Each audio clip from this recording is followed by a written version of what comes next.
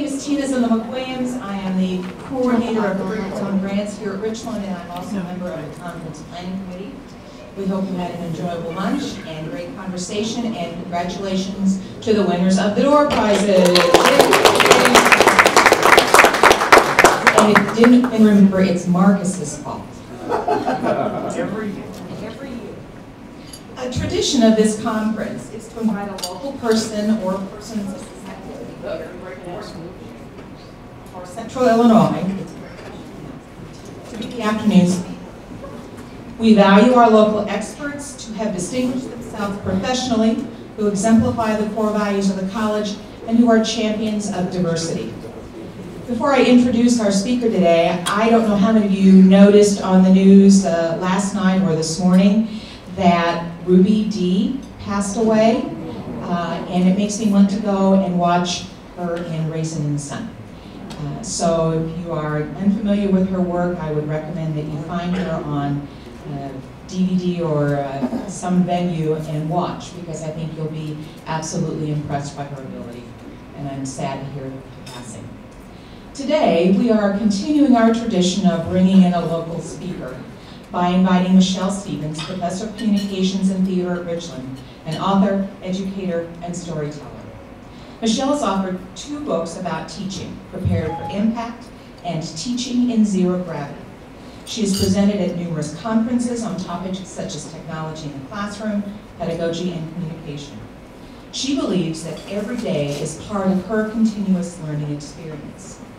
Michelle brings experiential learning to her classroom, and from my office, located close to one of her classrooms, I can verify that her students are engaged in discussions and participate in activities that broaden their personal understanding, that develop their communication skills, and that make them think about their place in the community, however they might define that.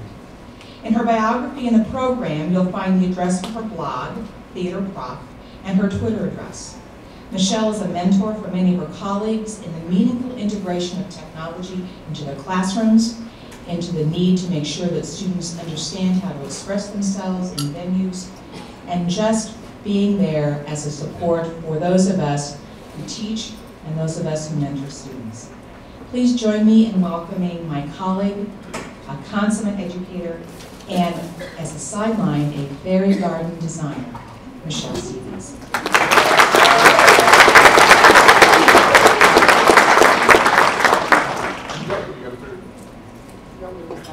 Turn that one off. We're gonna. Can you guys all hear me okay? Thanks, guys. Okay, so right there, I know I'm in great shape.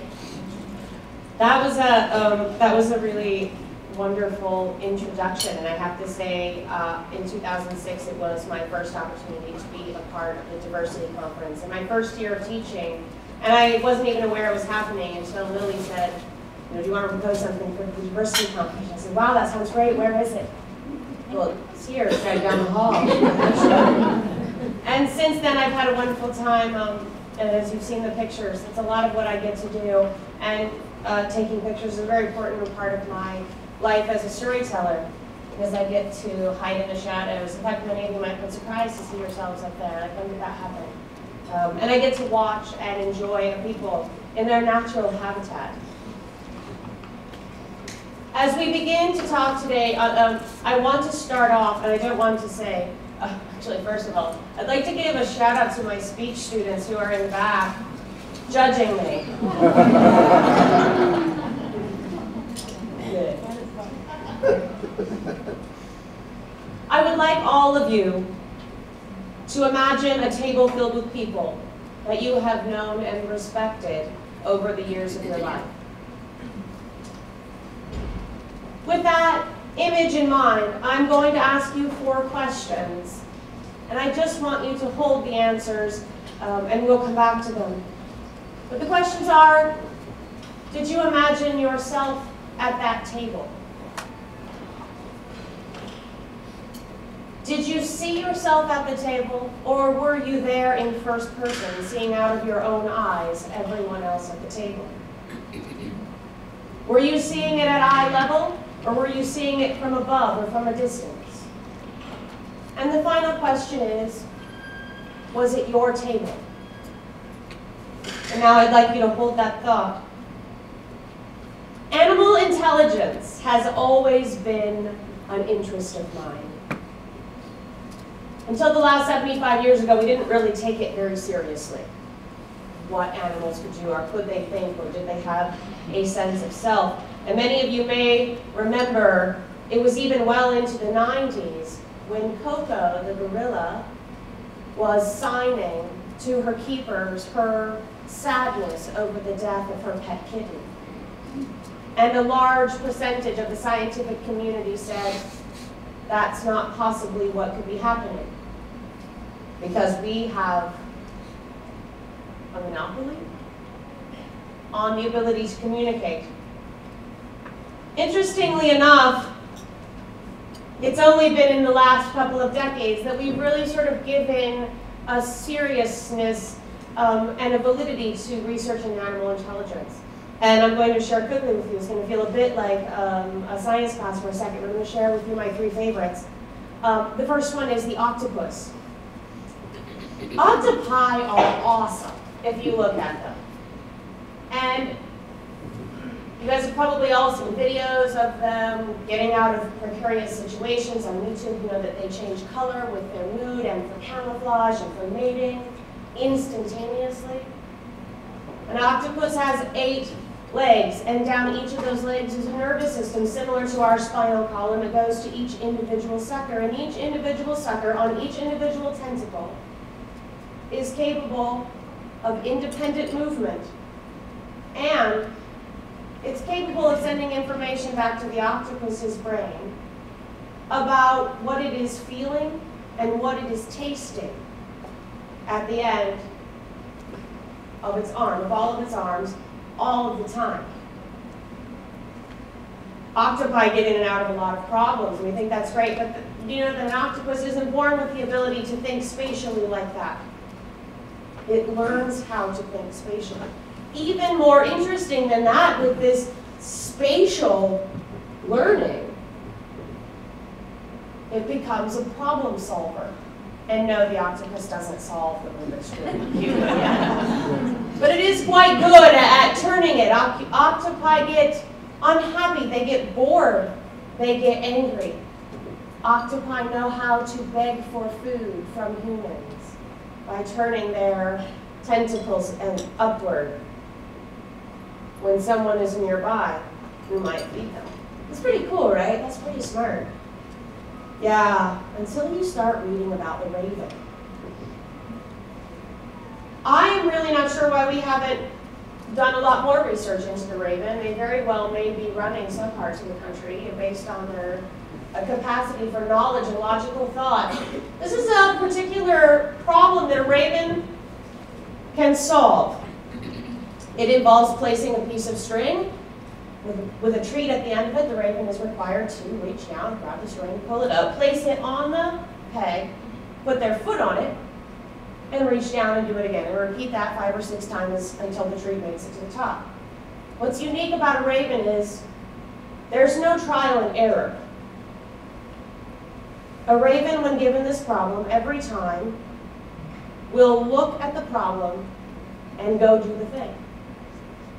Because they're doing the trial and error in their heads like we do. Well, not 100%. Interestingly enough, 1-year-old ravens do have to do trial and error. It does take them a few tries to figure it out.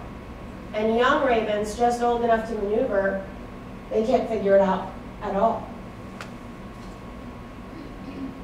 Just a tiny smidge creepier if you'll hang in with me for a second. Ravens have the ability to communicate with one another.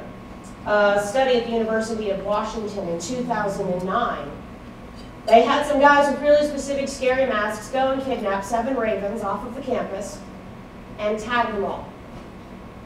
And over the next couple of days, the masked guys would walk through the campus, and not surprisingly, or maybe surprisingly, they were dive bombed by angry ravens and their friends.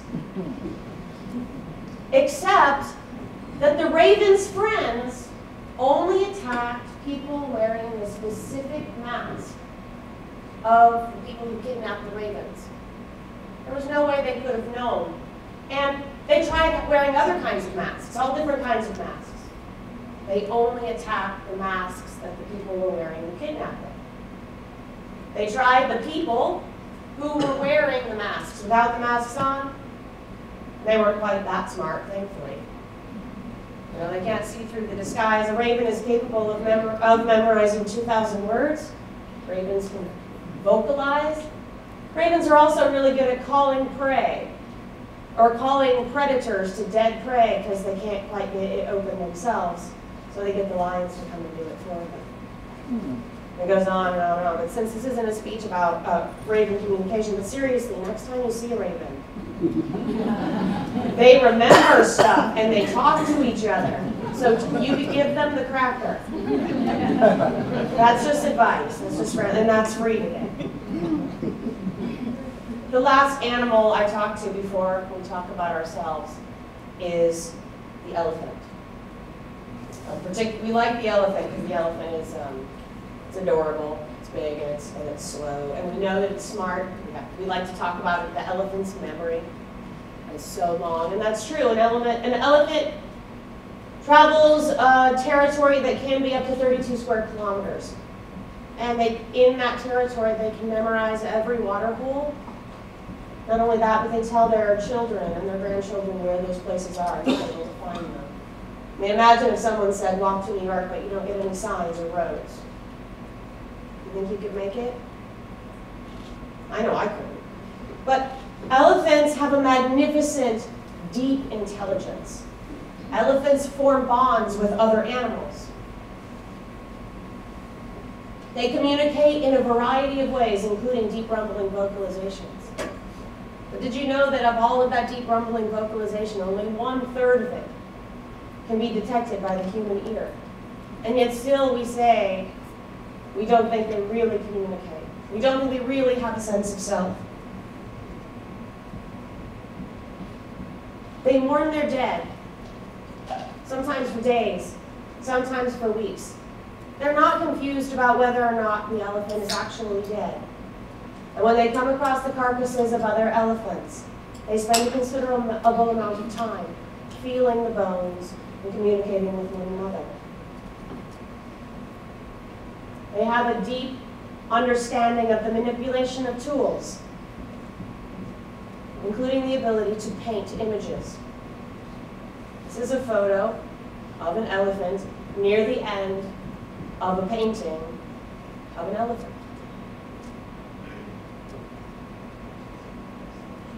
Think about that for a moment. Let it sink in. So let's talk about the human animal. What do we have going for us? Right? How do humans communicate? My speech students are already smiling. They know how this bit goes. When we open the great book of creatures in the world and we read about human beings and how they communicate, we're going to get a rundown something like this. They push air through vocal cords and make a sound, and then they sort of manipulate that sound using their tongue, their teeth, their lips, their soft palate, their hard palate, volume. But that's not it. That's not the end. Then we've got facial expressions, right? We've got crazy eyebrows going on, right? They tell a story. There are 7 universal facial expressions. Did you know this? There are 7 facial, these are the happy ones. There are 7 facial expressions that span over all cultures. Right? Anger, disgust, and contempt are the 3 that you're not seeing right now. Right? Fantastic and beautiful study. So on top of our incredibly expressive faces, we also have this waggly thing we do with our hands, right? The more excited we get, the more it goes. And sometimes people might wonder if it's the hands powering the thought or the thought powering the hands. The answer is actually yes. Right? This is a lot of stuff we have going for us. We have one thing that's not going for us, though. And that's egocentrism. right? Egocentrism isn't so much of a trait for humanity as it is an affliction. It probably did at one point help us stay alive, as most of our throwback things seem to do. Interestingly, if our brains are very good at telling us that things are exactly the way that they should be. No, that's not weird. You're okay. Right? And I'm not going to just throw something that outrageous out there without giving you a little proof, I promise. So, do you know that you are statistically significantly more likely to marry someone who shares the first letter of your first name? Not just the people that you date, your best friends, the occupation you choose, the street you live on, the products you buy. Oh, I know, right? No, we can't possibly be that hardwired to love ourselves that much.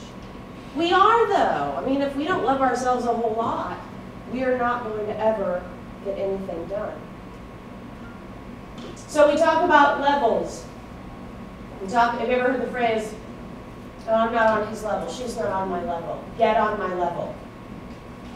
The problem is that our egocentrism gives us this situation where we filter people as we interact with them and instantaneously begin putting them in, even with us, above us, below us, for a lot of reasons that we might not understand. And this, I'm not here to talk about good or bad. And all of you have been learning for the past 2 days that all of this is much more complex. If it was easy, we wouldn't still be here this many years later, just for this conference. But I'm going to show you a bunch of slides, and the slides are here, the impulse that you have when you see them. It's not right or wrong. What it is it's something that needs to be noticed.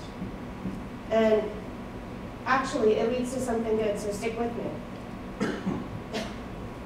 And these slides are going to come while I continue to talk to you.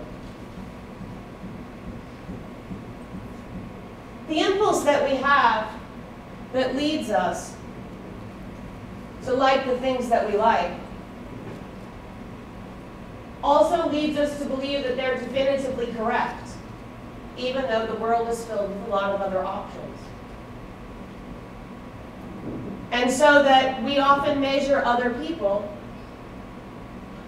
according to who we are, what our likes and dislikes are, the countries that they come from, religion, intelligence level, appearance. And you can't classify it as good or bad.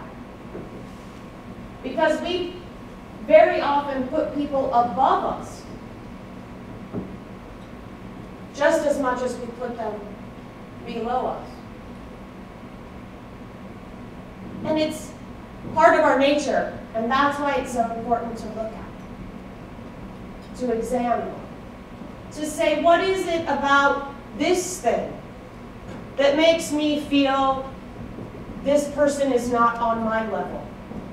What is my level? What is it about me that makes me think that I am not on or cannot be on the level of someone I admire? Are there classifications of people or individual people that it is okay to keep them down at a level?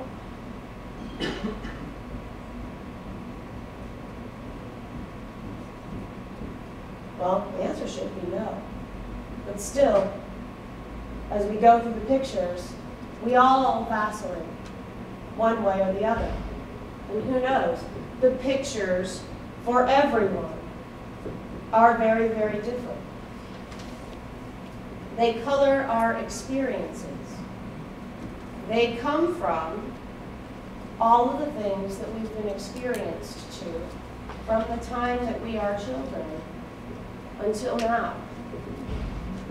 They come with difficult messages, things all mixed together,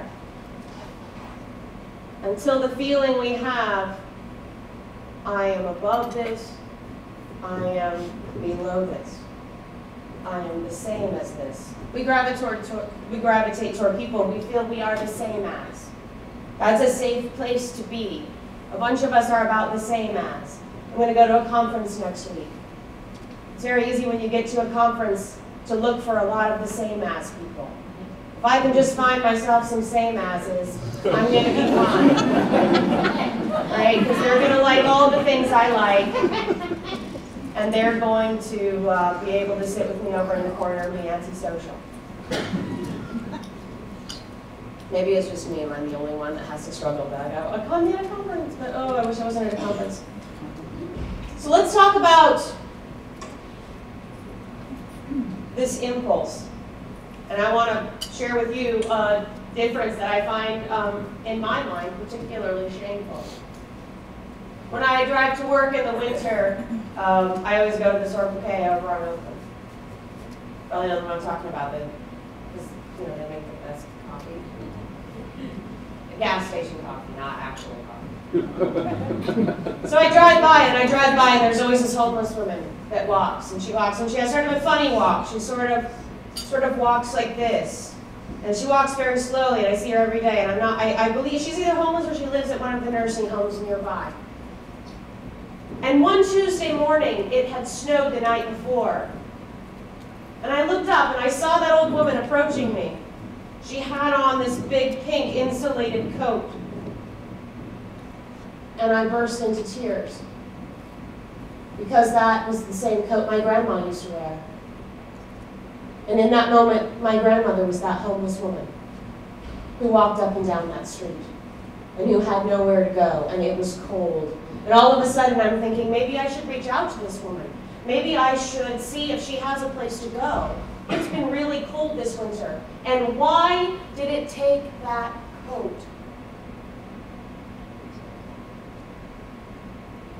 I don't know. Well, I kind of know. We have a difficult time looking at other people in their eyes and seeing them as people who are sharing this experience with us in whatever way that experience is happening. But we are naturally comforted when bad things happen to other people and not us. Oh, that's a terrible thing to think. What about this? People who go through cancer, the death of a spouse, and they join up with someone else who has gone through exactly the same thing. What is that bond that happens? Because you know that that person, that real person inside, knows exactly your spectrum of feelings. That egocentrism becomes broken and you see yourselves together on a new level. And that new level, that place where you recognize those sort of egocentric tendencies and use your intelligence to move beyond them, allows you to connect with the students and the people that you see every day. We have a tendency to believe that we are the best, the model. We are the model, and we are getting better, and everyone that we see around us is slowly becoming just like me. Right? When you get to be a graduate of college, you'll see. I'm 40 years old, and my students are on their way to what? Are you helping students become a them version of you? Or are you helping students discover how to look for themselves and giving them the power to explore who they are? I had a good friend of mine, a teacher and a mentor, once tell me, there's nothing I hate more than hearing someone tell another person they have a lot of potential. Because it says, and I said, what on earth? I love it when people tell me I have potential. And he said, everybody has potential. And when you tell someone they have potential, you're sort of implying there's a shape that you see that they need to head toward. The shape's not really something to be chosen by any one of us. We're just here to remove the roadblocks. Not just for students, for each other, for people who work under us, right? For volunteers. And yet we have a difficult time as we put people on levels as seeing them as people who are just exactly like us, with as much agency, with as much drama, with as many worries, fears, history, baggage, right? We go through our lives thinking everyone has it together but us, right? And if everybody else knew how not together you actually are, everybody would call you out as a big old liar. You know what? It's okay because nobody's going to notice. They're all thinking about that for themselves. I promise it's true, right? In many ways, we're all trying to get through this together. I'm going to share with you another story that I don't like to share because it makes me feel like not a great person, but those of you that are from Decatur will know the woman of whom I speak. She's a short of stature, somewhat plump Russian woman who owns a business downtown where she sells, or shall I say resells, stuff. And that's in the title of her shop, House of Stuff. And I like to go there because I love stuff like that. And when I say stuff, I mean really a lot of stuff. Really, up to the ceiling stacked stuff. And I like to go there and I like to talk to her, and she's interesting, and it's just a weird crowd, and I love interesting people. And so Olga and I were just sort of talking while we were waiting for something to happen, and I said, Olga, did you go to school? Oh, yes, she says. I have a master's in linguistics. Huh, I thought to myself. She goes, yes, I was translator at 1980 Olympic Games. Why was I surprised by that? Because she didn't stride around or come down to Richland and ask to adjunct? Or, no, she had no reason to share that with me, and I had no reason to assume that she was uneducated. Or that even if she wasn't educated, that she had less value. I mean, this is a woman who came from Russia to the United States and now runs a successful business. Right? Now you talk to her, you find out 6 kids, sends money back home all the time. She go on and on and on. The whole story is right down the street. Probably still open. It's going to go. Once we begin to understand egocentrism, a lot of other things begin to fall into place. Like why I like certain kinds of music that you don't like at all. Why some types of plays make my heart sing, while other people go, oh, why? As a theater director. Right? We all have things that we love that we don't understand, and this is proven by the existence of country music. All right, but did you hear it? There are people here that love country music, and that's okay. But there's a lot of people here who are like, no, don't like it at all. But it's not bad. It's just for some reason it's not your taste. But our inherent egocentrism leads us to believe that it is in fact bad. It's wrong because it's not ours, right? It's our favorite team. It's our country. It's our city. It's our language, right? Our language is the best language. Our school is the best school. Our people are the best people. My family is the best family. And there is good that that does, but there is damage that that does as well when we allow ourselves to build constructs around the idea of the other that damages or continues to do damage. Even though our egocentrism is a safety net, we're often left believing altered views of reality. We build constructs that say that one ethnicity has value over other ethnicities. We build constructs that say that intelligent people have more value than uneducated people. We build constructs around our religions, our countries, and our political parties, that our versions, our choices, are the best choices. We believe and have built constructs that our young women's value is directly linked to their appearance. And we have also built a construct that our men must meet a level of manliness to be considered real men, which involves leaving their emotional and some of their human sides behind, or at least behind closed doors. We don't have the time to allow this biological work to hinder what is surely a time of great possibility.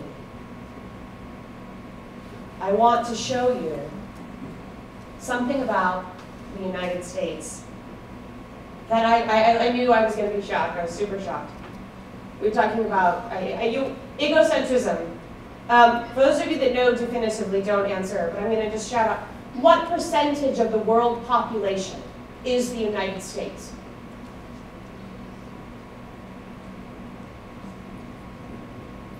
Four. We are 4% of the population. It sounds nice when they say we're the third largest country, but if you look at number 1 and number 2, we are a pretty distant third. That's not good or bad. That's just the truth. When we think that we're living in a world of people who are mostly like us, actually quite the opposite. We're living in a world full of all kinds of different people. And when we focus on sticking with people who are mostly like us, and there's nothing wrong with liking people like us, but if we confine ourselves to that, if we allow ourselves to believe in the constructs that are basically built by biological quirks, we begin to tear away at the framework of what can be an incredibly advanced, supportive, and beautiful society.